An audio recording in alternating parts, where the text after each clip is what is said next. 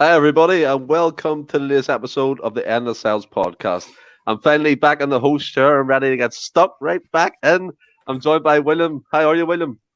I'm all right, mate. I'm all right.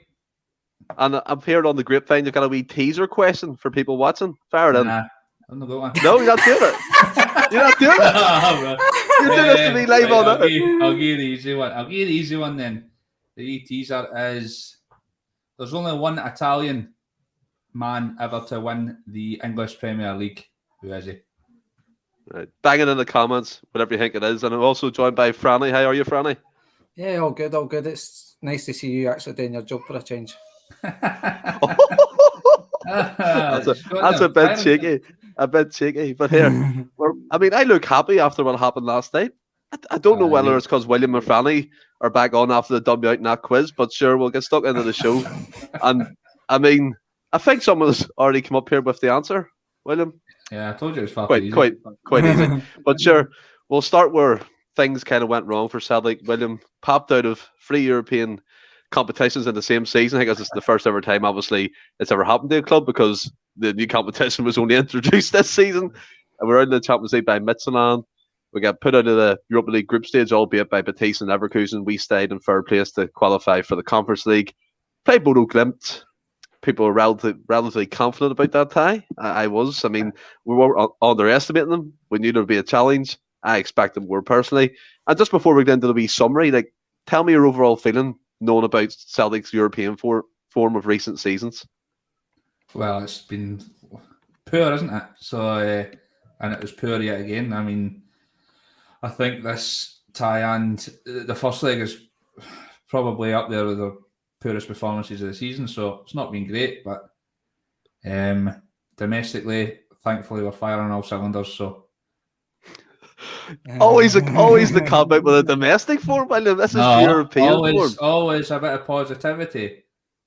A bit of positivity. Yeah. What's that saying? Positively breeds success. Unfortunately, in European football, Francis, it doesn't seem to happen for Celtic Football Club.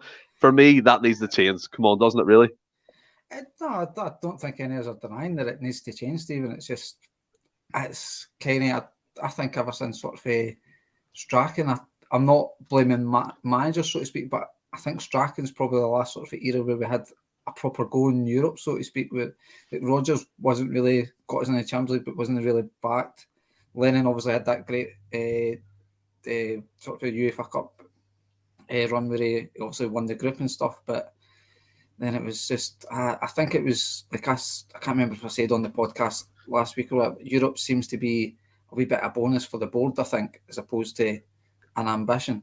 But I believe, going on the positivity train, that Ange is working to try and change that mentality. I believe Ange will be changing that mentality in time. No, I totally agree. I think Ange is doing a lot right, but I think we can call out the kind of shambolic European form, William. We haven't won a European knockout tie since 2004. Yes, you can point to many teams have played in that type of period, but it's a thing that's stemmed back for years. It isn't Ange Postecoglou. It isn't his doing at all. It's been a regime kind of thing that's happened for years and years, and we qualified from that Europa League group under Lenny. Same thing, we got popped out at the first time of trying. I think for me, looking at it, William, it's a bit, I would say, embarrassing. We're getting put out by teams like Maribor, Bodo Glimt, Furnace Faros, Cluj. Do you want me to keep going? There's a whole list of them. I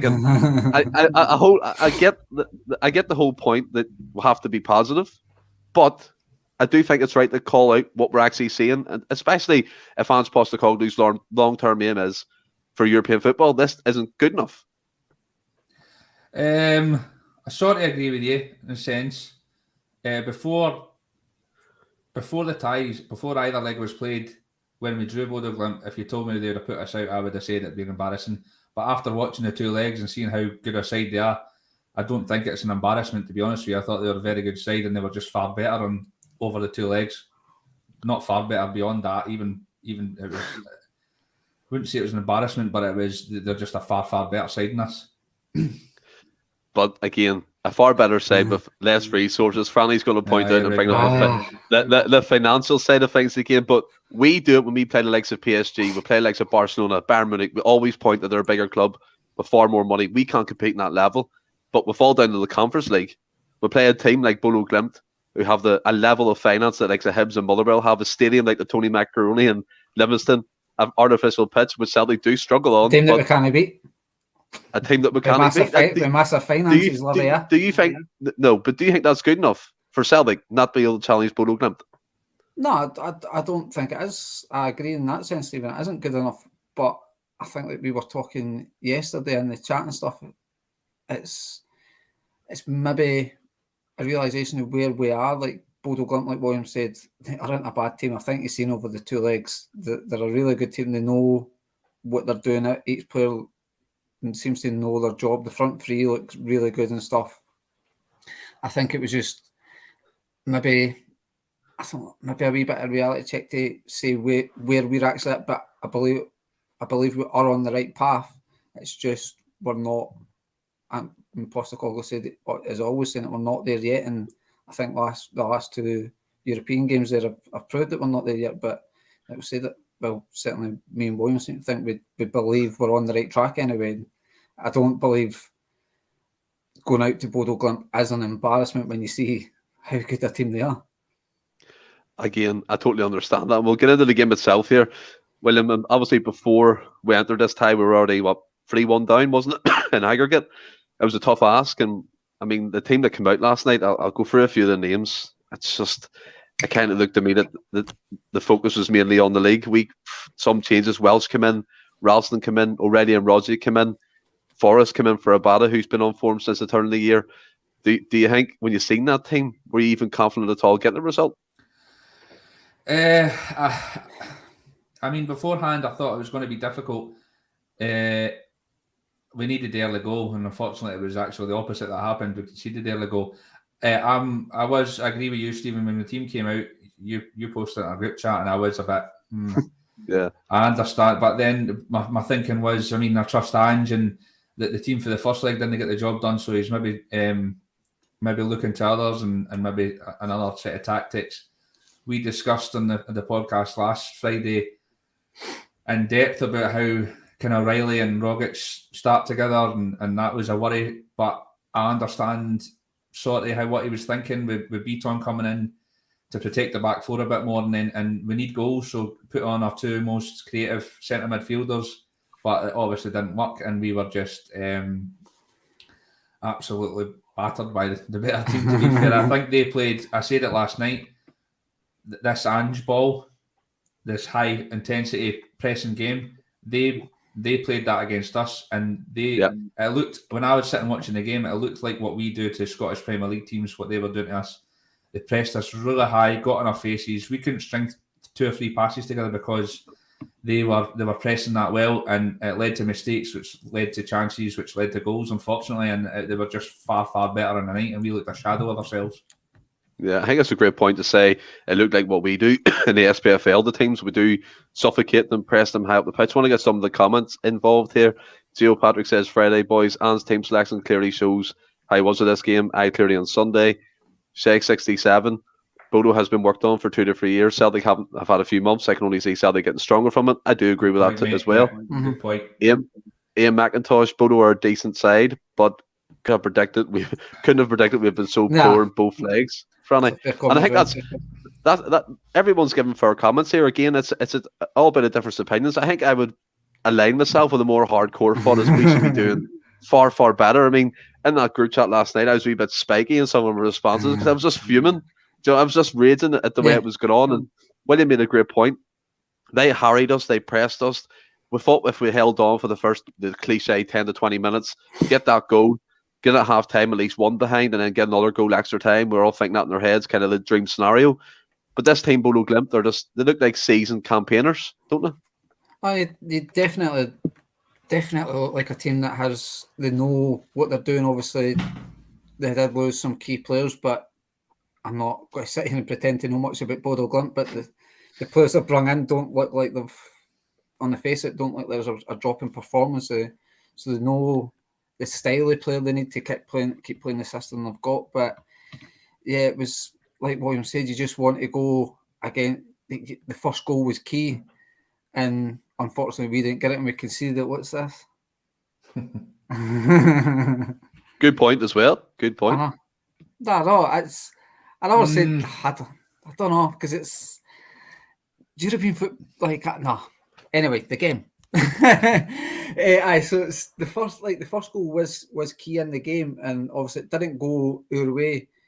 And then I suppose on paper you could say nothing essentially changed, because we needed 3 goals essentially to go through if you want to go through in real time or in extra time. So on the face it, nothing changed, but it just made that goal and conceding it so early. I think the game plan was kind of totally out the window after 10 minutes again. So it was another night where we never turned up, and it's what happens when you come up against a really good team. And to touch on the lineup, I think you can obviously say it was with an eye on Sunday, but I think he was intelligent in how he done it. Like Ralston, who's been superb this season, kept his place at right back.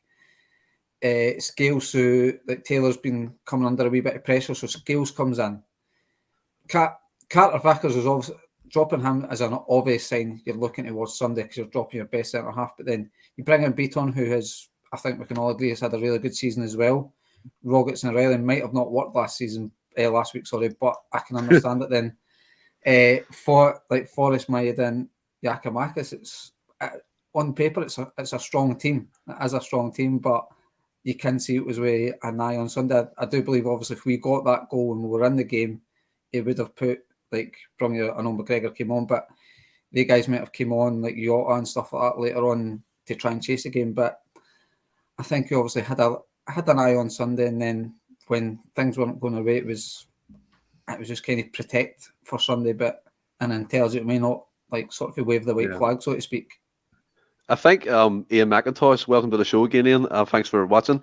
He says, I think Anne's tried to stay in the game and go for it later if that went the plan. That's kind of what you're saying in terms of he was intelligent about it.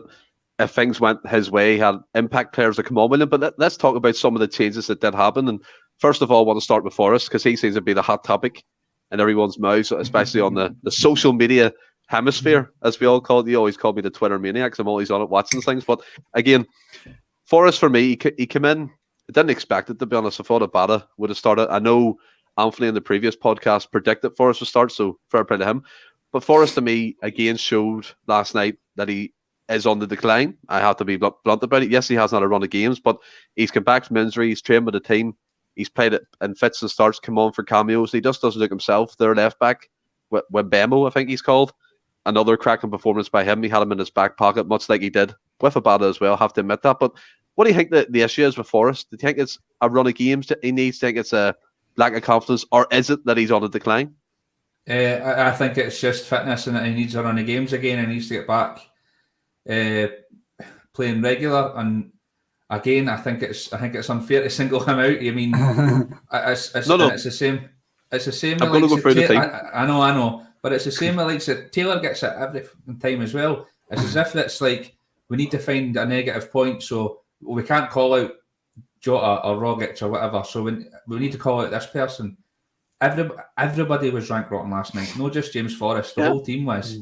And I just think it's unfair to say that he's on the decline when he's only been, for the past whatever many weeks, getting 20 minutes a game, and he's not even getting to show his abilities. I don't think he's anywhere near on the decline, or I think he's got plenty more in the tank, and I think he will show it. I think he has shown it this season in big games. We needed him to save us in that semi-final in the cup.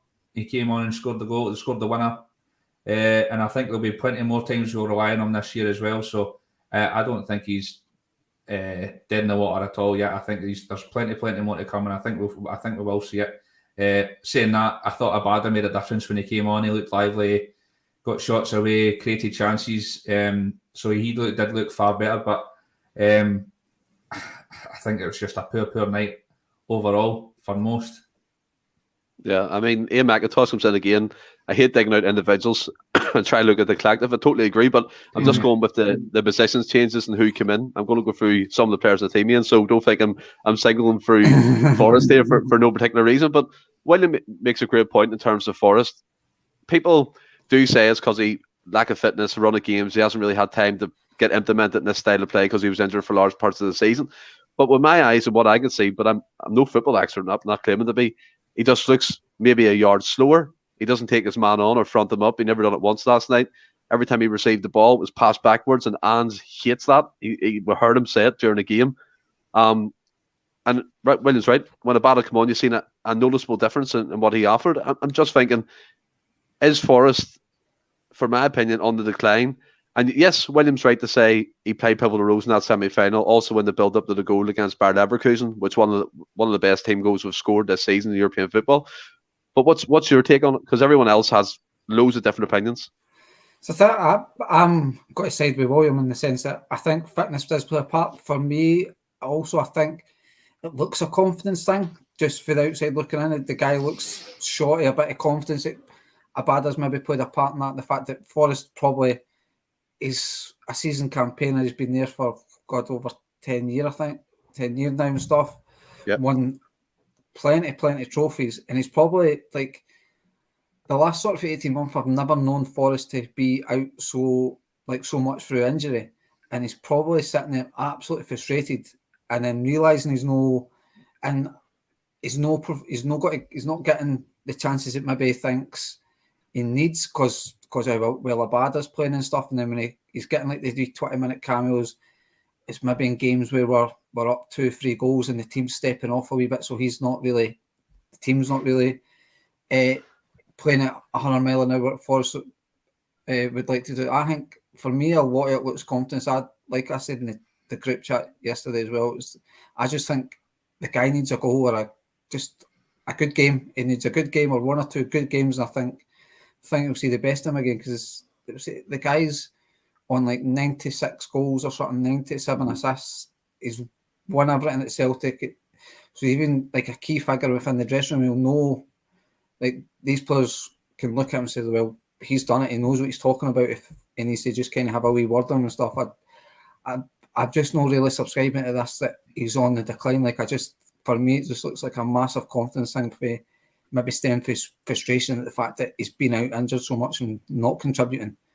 I agree with that as well. See, because I think if you're watching games, he's taking one touch more than normal, or he's no, and I think it is because it's a thought process. Whereas before, when he was at his peak, for me, it was reactive. Mm-hmm.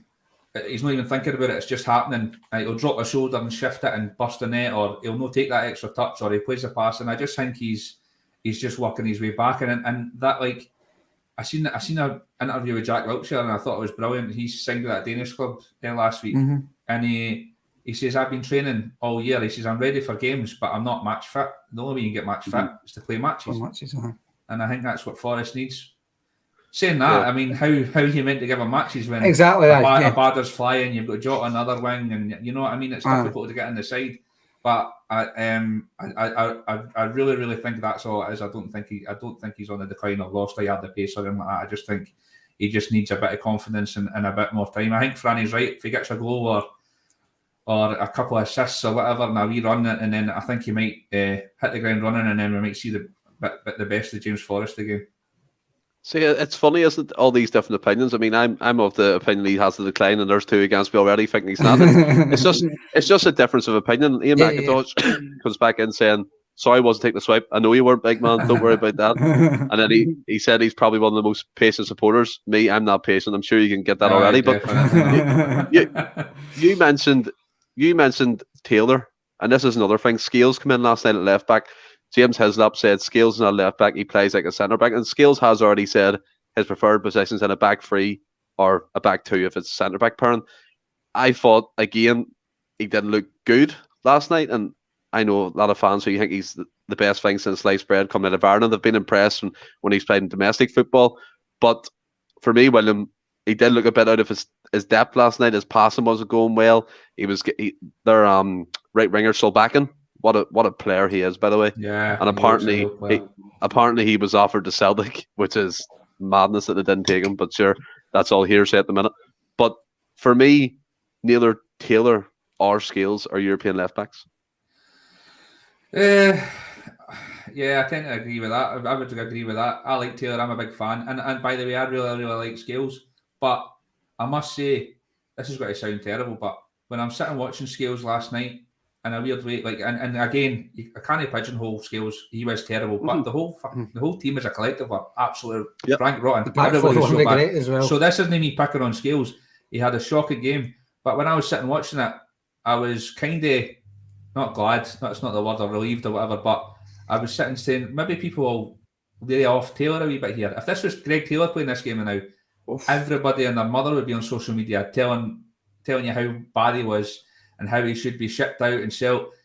And these are all the same people that are saying Scales should be replacing him.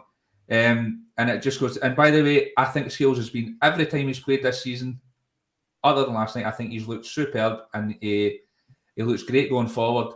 But again, last night he was similar. I mean, he was trying, but he was similar. He tried to get forward and you want to whip the crossing, but he's turning back and playing a pass back the way. And it's a mixture of us being very, very, very poor and Bodø Glimt just being very, very good. I just over the 2 legs, I just think, and I think now looking back, we turned up when we never believed we were going to win that match.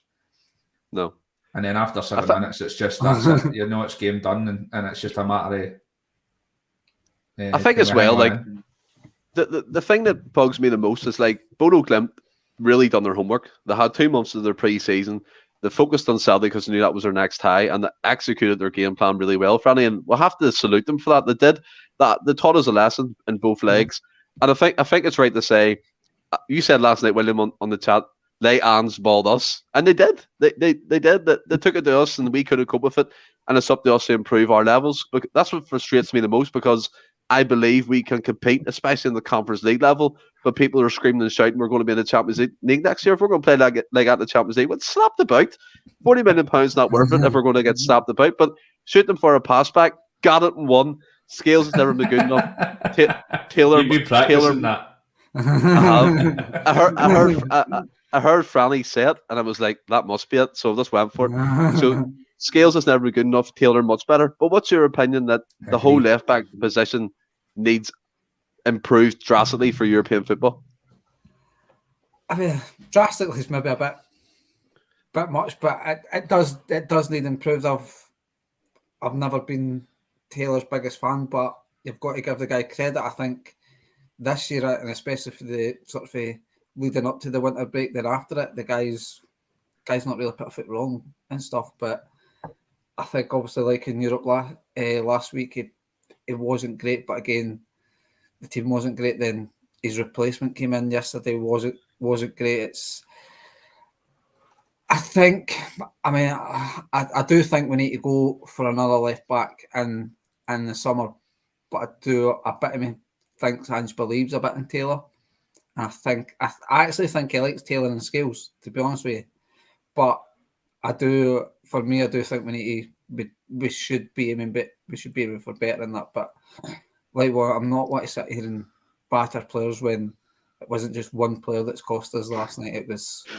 We know. And see another thing as well before we move on from the team itself. I mean, this O'Reilly and Rodgers experiment in the middle of the park, William, cannot happen again. Far too slow, laboured. It was potentially the slowest midfield I've seen Celtic play in years last night. Beaton sometimes has a turn of pace and he closes the player down, but Rodgers and O'Reilly just don't suit that system together. Individually, yes, but together, definitely not. No, I mean, I brought it up last week, and I really wanted to hear everybody's opinion about it, because we'd only seen it once in Europe, obviously in the first tie, and I was surprised to see it again, especially against this side. Like I say, they Ange-balled us, they pressed us. I felt like we needed steel in midfield, so the likes of Hatate and Kalmak, who harry players and win the ball back, which is not Rogic and O'Reilly. I just thought we were bullied in the middle of the park because we didn't have that, and that's why I was surprised at the lineup to start off with. But like I said at the start, I understand we need goals. We'll stick our 2 most creative centre midfielders in there and hope they can do the business. But I posed the question last week, and I wanted to hear what it was, and my opinion was it's one or the other. For me, you have a number 6 who sits and cleans up and has a bit of dig and wins possession back and starts play. You've got a number 8 who, again, has a bit of dig, gets box to box, can pass the ball, i.e. Hatate, and you have a number 10, which is a creative player who can find a pass, dribble, which is for me an O'Reilly and Rogic. And I think you have 2 in each position and you rotate. Yeah, I agree. So, i.e., for me, Calmac can play 6 and 8. Atate's an 8. McCarthy's a 6 or an 8. And then they 2 are number 10s, and you rotate they 2. And for me, I don't think you can play them unless, like, I mean, Franny touched on it last week as well about when we're playing, without sounding disrespectful, a Dundee and you want to let the creative players play, then maybe then. But in Europe, that's a massive no-no. I think in European football, the weakness has got exposed. And shooting the fair pass back comes in with a great point here. Polo Glimt exposed the inverted fullbacks and so many decent Euro team. What I think about that is like, we do have quality in the right back position with Ranovic and Ralston. They've got the recovery. They can recover well in situations. Unfortunately, on the left, when they're in that kind of centre midfield role, they seem to get sucked in a lot. I mean, Gio Patrick comes up in here as well saying Scales got sucked in for their last goal. Left back door wide open. Taylor does the same for me. So if you had a Ranovic type player who can fit into that centre midfield position, come back and defend, then that system will work. And in Europe as well, I firmly believe Anne's had something with the system he's in playing. So I'll stick with him on that. Gio Patrick comes in again and says, definitely, William, they don't work hard enough. And that's another thing, Francis. Yes, it may look like they're not working hard enough, but I could guarantee they're probably sweating their balls off trying to close down and get the players and challenge and press, but they're just not quick enough. And William made the point, in domestic football, like you said, Franny, as well, in the past, it could probably do well if you're in the other team's half. You can play them killer balls, they could do it. But European football, it's a no-no. Yeah, and I think that's like, was it that shooting for a pass back mindset? I think that's where we're possibly getting exposed with the inverted fullbacks yesterday, was when you play like an Rogic or O'Reilly, because they've not really got the pace. It's not their game, because it'd be on them to kind of go wide, like how Hatate does. He'll maybe cover over for them. So I think obviously the Rogic or O'Reilly combination maybe exposed the inverted fullbacks as well a wee bit. But yeah, with it, we understood it. I kind of thought, I wasn't surprised at Beaton coming in, but I thought it would have been McGregor, then Rogic or O'Reilly. I didn't think McGregor would have got dropped. So it was for a wee bit. That was the team selection that surprised me, was the Rogic and O'Reilly one coming in, because we've seen it didn't work at home, where you've got the bigger park, the crowd behind you.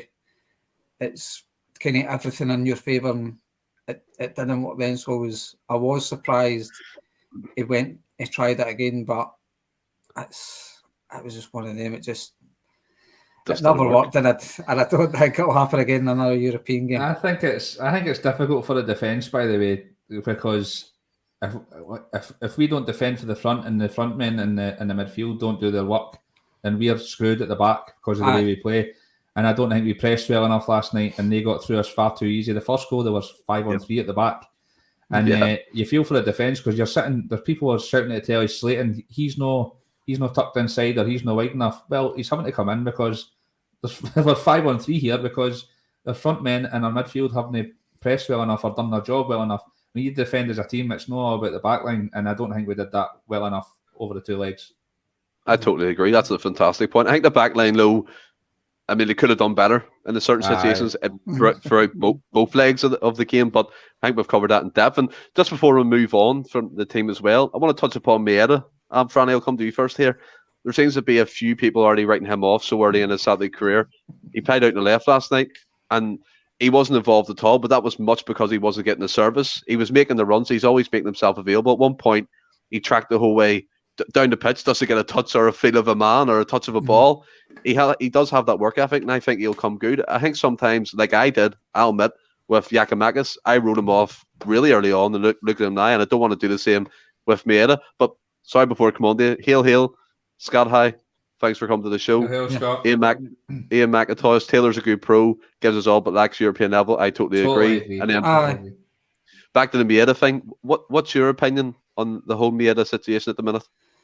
Well, we spoke about it last week when we actually touched on him and Giakoumakis. I think, it'll be 4 in 8 games or something that Maeda's got there or thereabouts. So, on the face of it, it's a decent enough return for a guy that's just came in. But the guy's just off the back of a full season in Japan.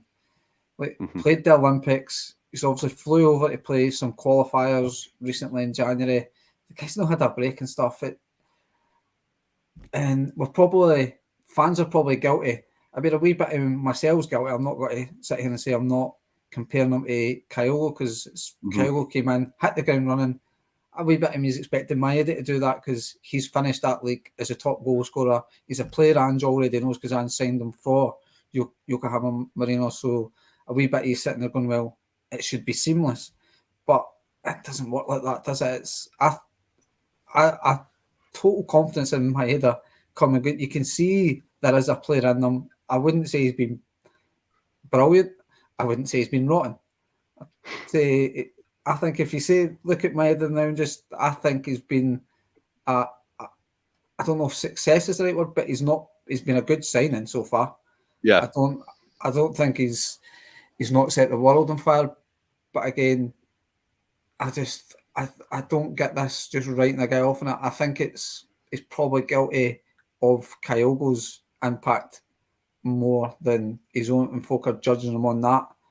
But I like I said last week as well, I think you'll see the best of Maeda next season. And he said a wee bit of time to sort of to relax a wee bit, then go afresh. But I still think he'll contribute towards the end of this season.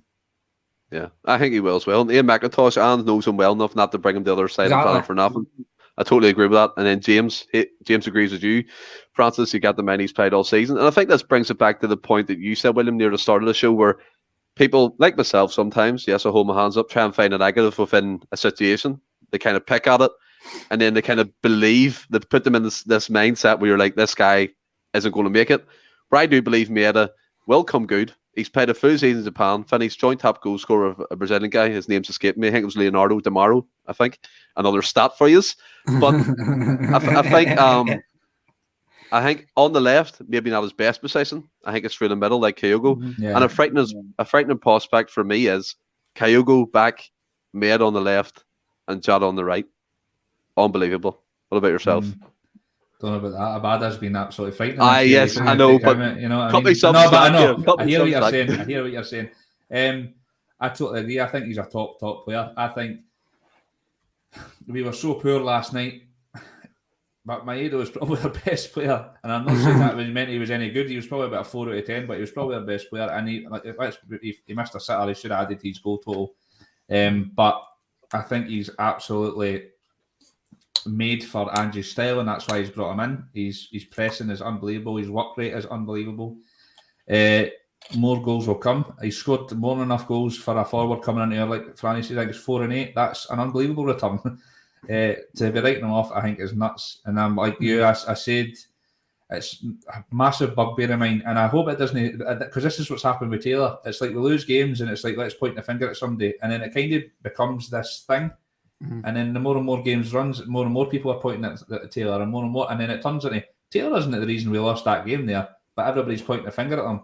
And I don't want that to start with Maeda. I don't want it to be he was crap tonight, and then it starts becoming, let's point the finger at Maeda every time something goes wrong. No, it's not just that one player's fault. You know what I mean? So I think he's a top player, and I think he's going to be an unbelievable signing for us. I really do. I think he'll be like Kyogo. I think he'll be a massive fan's favourite. He'll score goals, and for me, I mean, even if you're not the most, maybe that's why I've got a bit of a soft spot for Taylor, because even if you're not the most talented player in the world, if you give 150% every time you walk on that pitch and blood, sweat and tears for that shirt, then I'll absolutely love you no matter what. Make mistakes, we all make mistakes, you're going to. That's why I love Taylor, and I think Maeda is the same. He'll give everything for the shirt, and I really do think he'll be a top player.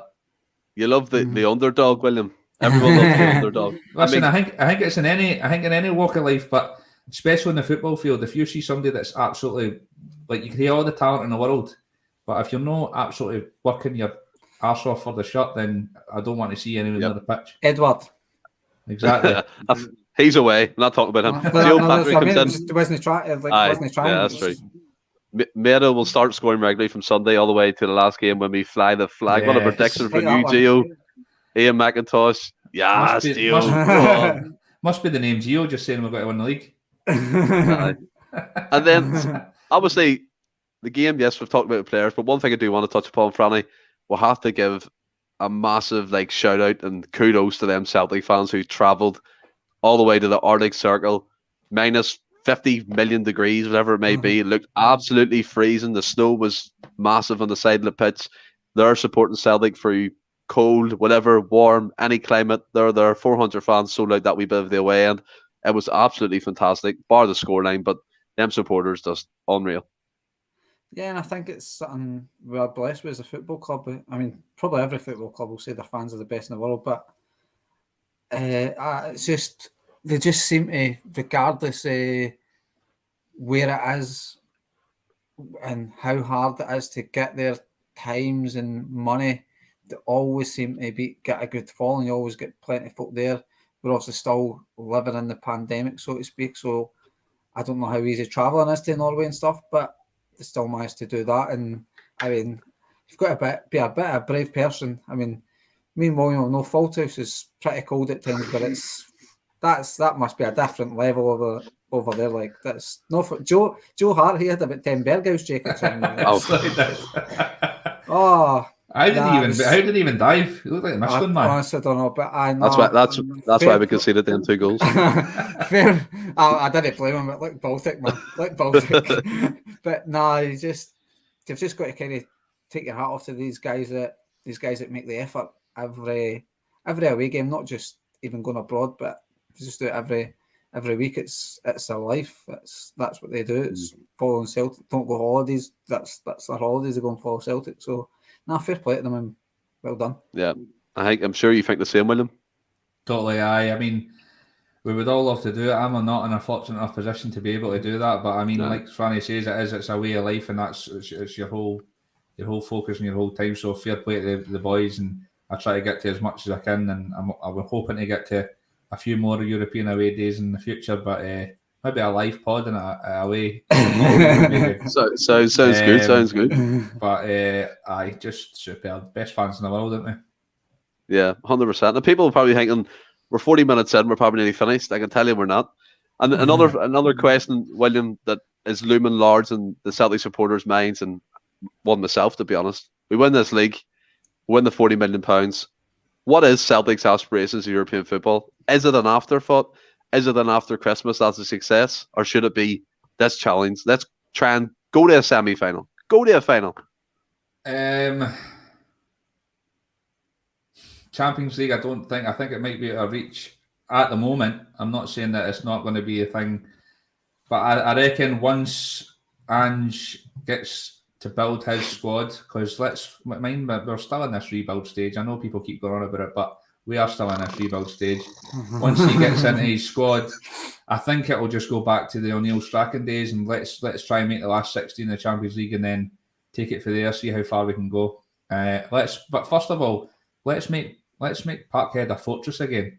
Let's make it so the Barças and the Milans and the biggest teams in the world come to us and fear trying to get a result, because it's not happening at the moment. Everybody's coming in, they're saying it's the best atmosphere in football, and then trouncing us 3-1. We need to make it a fortress again and make it feared to come to us again. We really do. And we need to be a force in Europe again, because I do agree with you, it's not been good enough.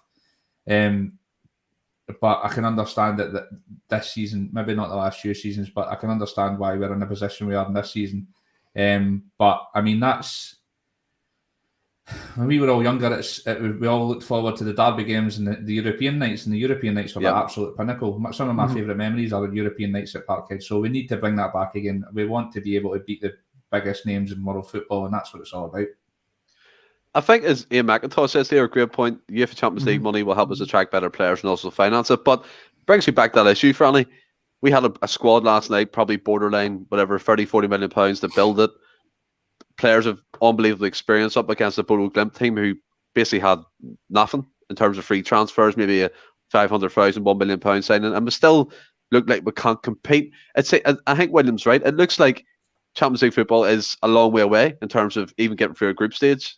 Get into if we win the league this season, we know we're automatically into it. But it depends on the transfer activity we do in the summer if we're even going to put up a challenge or just get slapped about. And that's what we have to face, because PSG's done it to us, Bayern Munich's done it to us. There has to be a point in time where William McGeehan said we need to make Parkhead a fortress. And at the minute, it seems like the board treat the Champions League or European football as a whole as a commodity, as something they can live without, but if we get it, it's a bonus.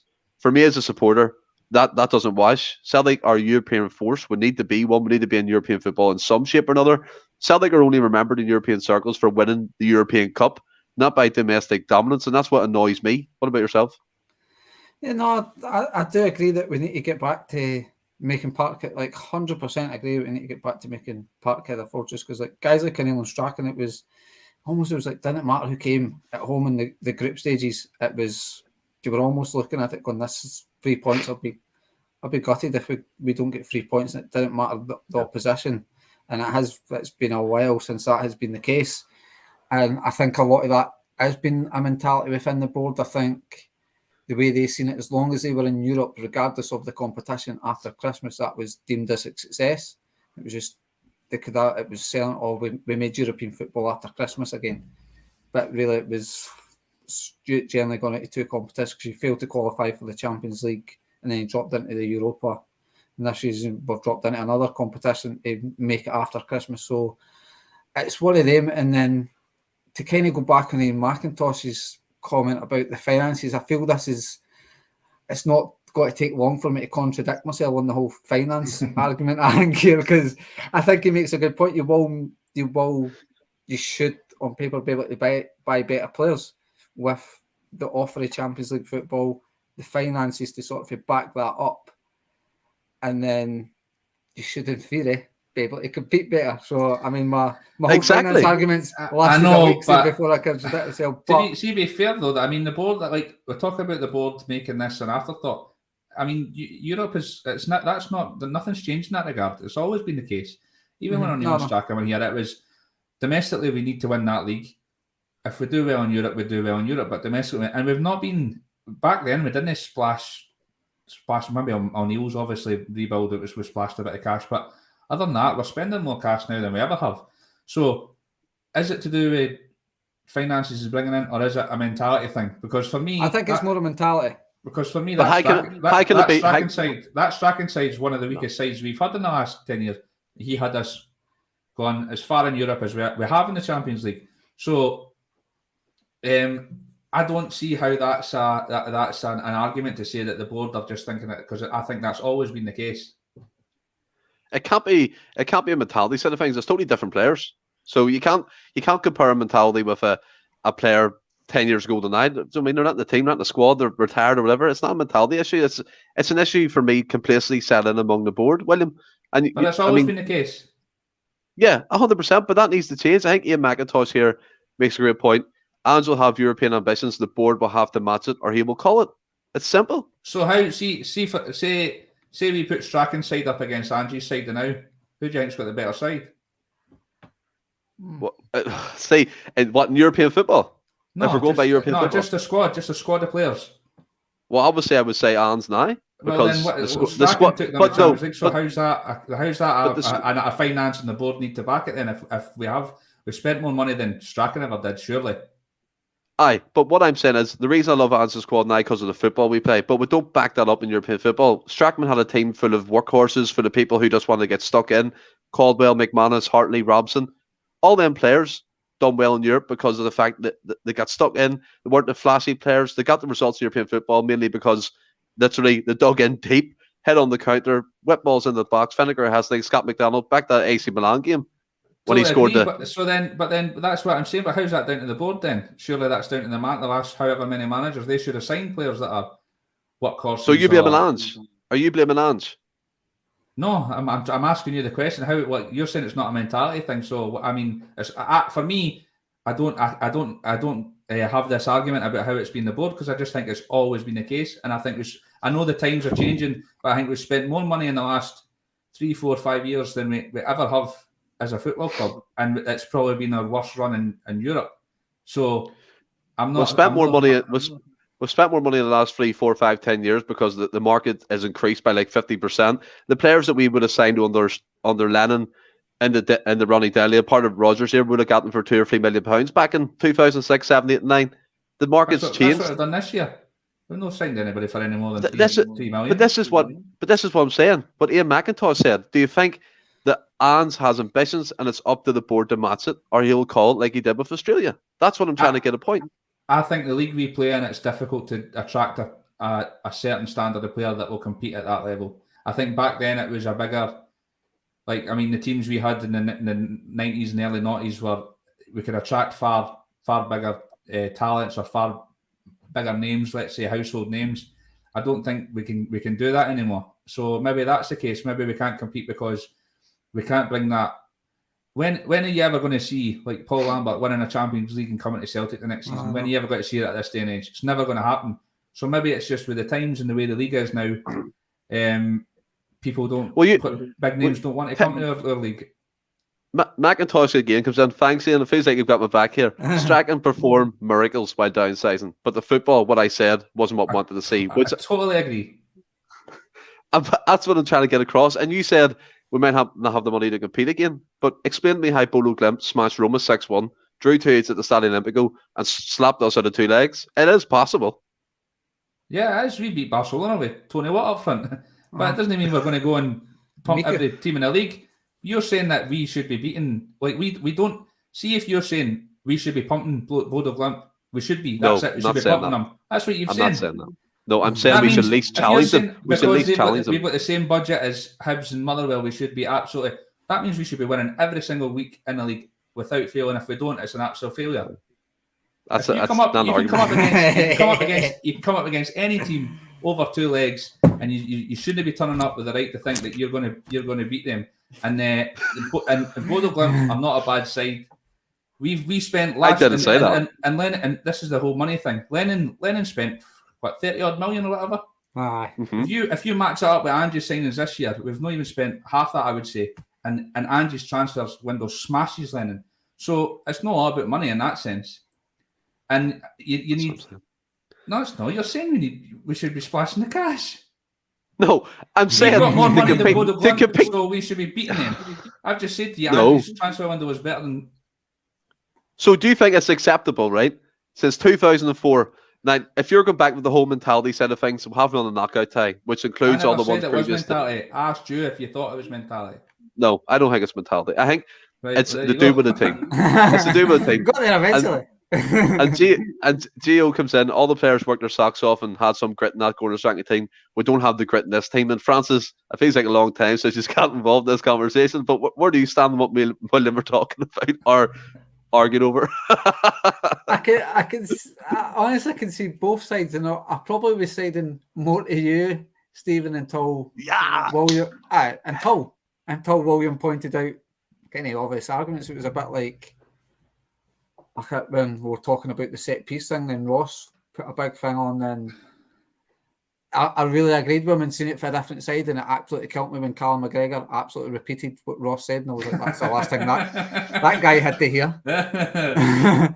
So it's one of I think you can get caught up in the moment, and then when you do what William's done is just sit back, take stock, and maybe try and look at it, not from a neutral point of view, but from a balanced point of view.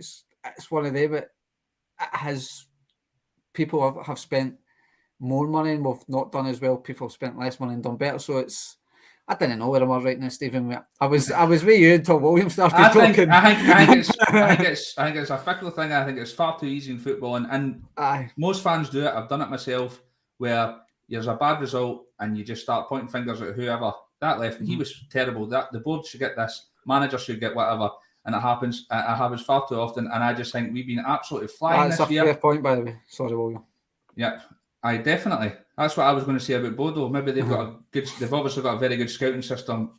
Youth development. I don't know. Which points to the neglect that I was talking about by the board. You said we've got far better finances. So we do, but we don't need to spend it to beat Bodo Glimt. Our squad should have been enough to compete as it stands. Shouldn't for a pass back makes a great point. Every single week in world football, top teams are getting beat by lesser teams. It happens. Just because there's been a negative result, it's like, let's point the fingers. We've been flying this year. That they were a good side, and they pressed us. They Ange balled us. They played us at their own game, and they absolutely battered us. And sometimes you just got to hold your hands up and say, we can beat by the better team. Well, that's fair enough. I mean, I think we need a sheriff in here. Speaking of sheriff, they beat Real Madrid 2-0 one of the European campaign games, so we'll take stock in that. But I'll come to you both individually here, and I'll come to you, Franny, first. Give William a brief moment to calm down.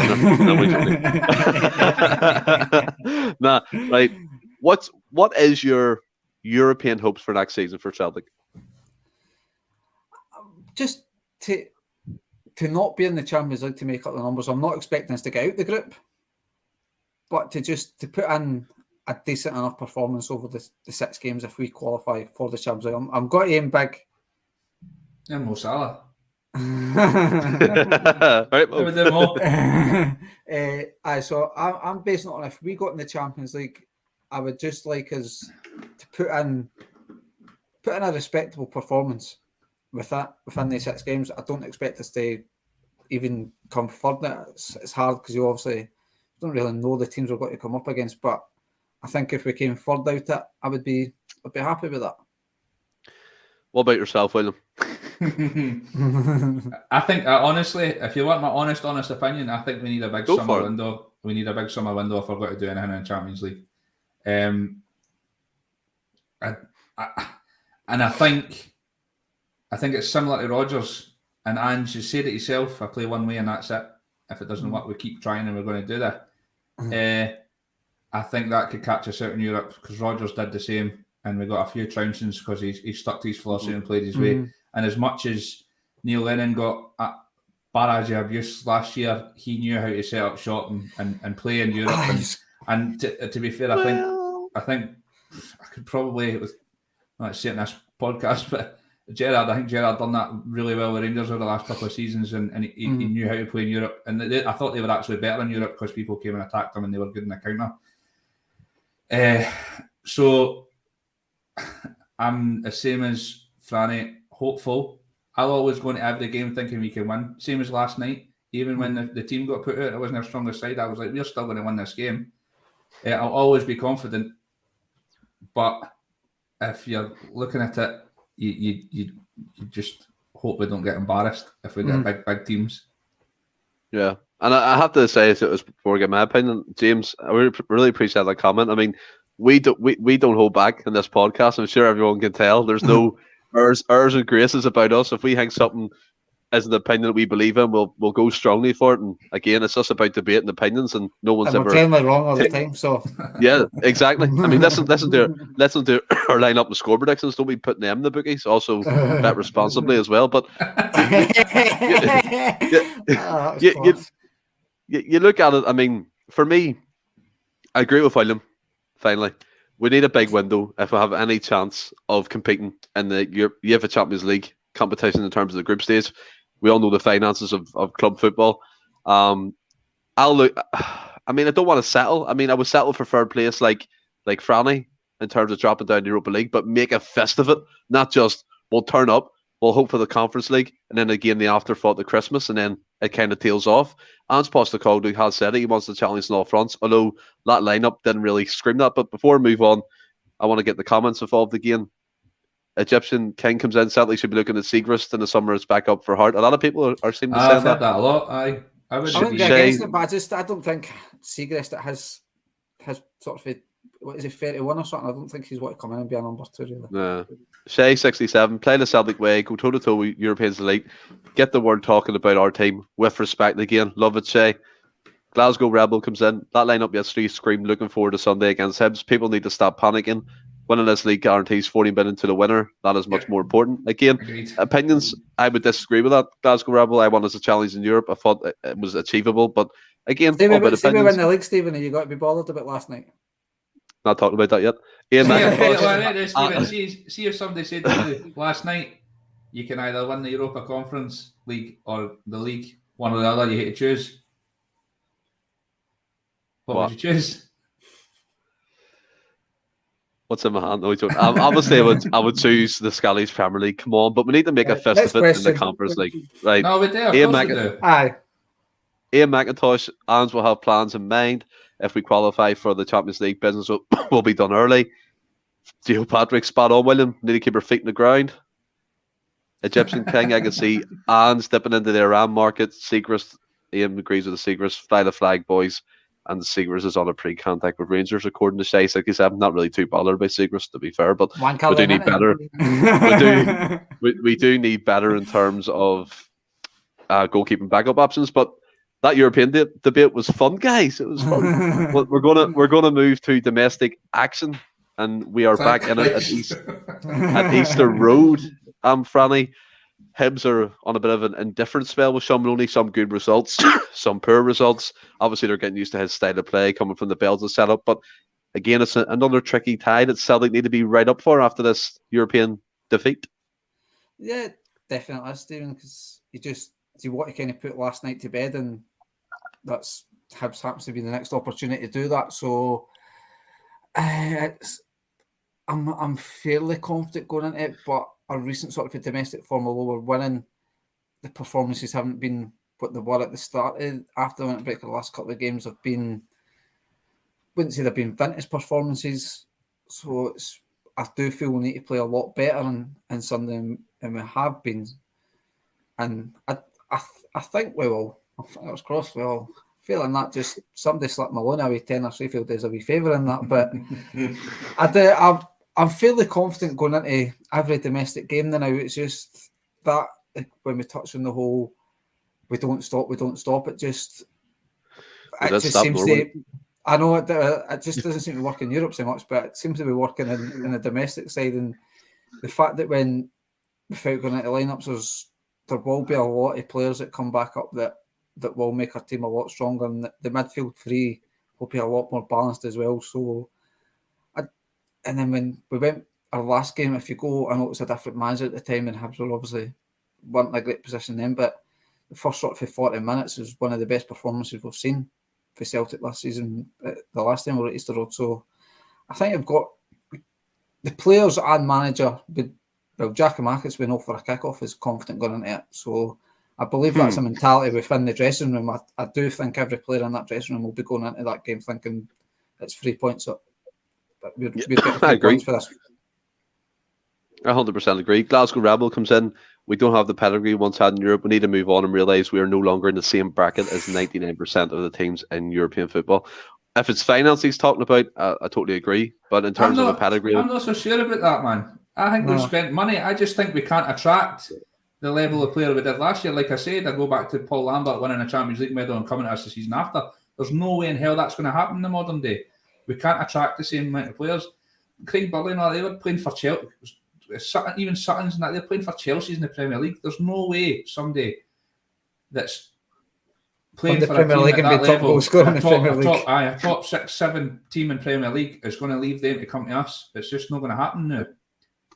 Right, that's fair enough. But I mean, back to domestic football, because we'll be here again for another 2 to 5 hours. No, I mean, speaking about all this because there's so many different people's opinions, which is great, by the way. Get involved in the podcast. We do love the comments. I mean, it's fair to say, William, that our form has dipped since the Derby game, the Glasgow Derby game. We've kind of been on a downturn, a tricky game at Dundee. We made it hard for ourselves. Obviously, pointing to the Europa Conference League ties over both legs with Field. Into this game, it is a tricky one. It could be, potentially. It could be. I don't see it being that way. I really think, like Franny said, I reckon there's 6 or 7 changes from that midweek team coming in. We missed 6 or 7 first team regulars. Hibs haven't been great. I watched them the other week there against Arbroath, and they were pretty poor, to be fair. Sean Maloney still to get them going. It will be tricky. I'm not saying we're going to go and smash them, but I think we've got enough in the tank to put them away. I do agree with you. I think we're on a wee bit of we're not flying as high as we were.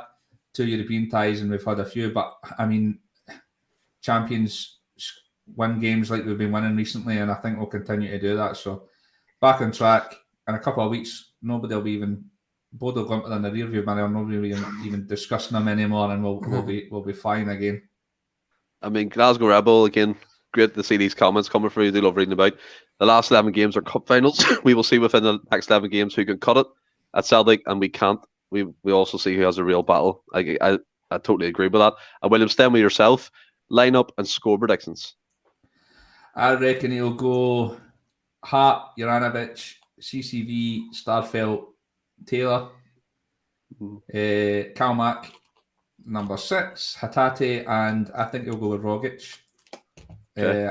And a front three of Abada, Jota, and Giacomakis, I think. It's a strange one because I don't think Jota's not been starting much recently. Coming off the No, he bench a hasn't lot. And I don't know Yeah. if he's been back for his injury for a while, so it's a real strange one. He's been going with Maeda on the left, but I think So is Forrest. That's true, right? So I think he'll give him a game, and you want the score prediction now? Yeah. I think we'll win comfortably. I think it'll be 3-0. Fair enough. Egyptian King has predicted 3-0 as well, so you're on track with that one. And Franny, what about yourself? Go half of the bookies. I'm pretty much. I don't think I'm changing any Williams lineup there. That's probably what I would go with as well, and I think that's what he will go with. And I'll go for a wee 3-1. 3-1. I mean, shooting for his pass backs, not far off of your score prediction. About 4-1 Celtic. I'll go Joe Hart. I'll go Juranovic, Carter Vickers, Starfelt, Taylor, McGregor, Hatate. Every time I have that Postecoglou cough, it doesn't go away. Hatate. I'll start O'Reilly. I think Rogic has just been off the boil for the last couple of games. So has O'Reilly, but he's only new. He's only new in the team. I'll go Abada, Giacomakis, and Jota. I do actually think I agree with you, William. It is strange how he's not started or featured in more games, and then Egyptian King comes in. I can see Ralston at right back and Juranovic at left, but I don't want that happening, to be honest. I think you lost a lot of Juranovic at left back. Yeah, and then Gio Patrick comes in, a 3-2 Celtic win. And guys, we're going to move on to the quiz, and I wonder what's going to happen this week. I honestly didn't know, by the way. I really didn't. Yeah, I know you don't. I mean, as long as it's no squad numbers. It is squad numbers. I'll hear a better teaser next time, by the way. James has that. I agree with you, William. 3-0. But time for squad numbers quiz. You'll be struggling to fix it then if it's squad numbers. What do you mean? Oh, right, true. Right. So you know the score. Everyone watching along, put your guesses in. I'll keep track with them as well. And it's best of 5 or first of 3, whatever, blah, blah, blah. We'll just have fun with it. Right. We'll start. You just shout it out. Whoever gets it first. I was done out last time. Joe Patrick already. No cheating tonight, fellas. No chance. No chance. Right. So we'll start with Paulo Torre. 12. No, Franny, over to you. 2. Bingo. 1-0. Just need to take away the 1. Didn't I carry the 1, Molly? That's just stupid. Mark Antoine Fortuny. 10. Franny, 2-0. What? Oh my God! How did you get it first? William, don't hit me because you can't beat me now. Come on, big man. All right, okay. Jeremy Aliadier. 14. Oh, wow, 2-1. What a shout. 2-1. Wow. I was going right, let's see. I was going 11. Stuart Kerr. 13. 22. No, one more guess each. 12. No, Franny. 25. 22. No. I mean, it was 21. Shay's laughing at you already. Come on, boys. It's 2-1 to Franny. If you get this next one, your own thing here. Ooh, that's where we go. Jackson Irvine.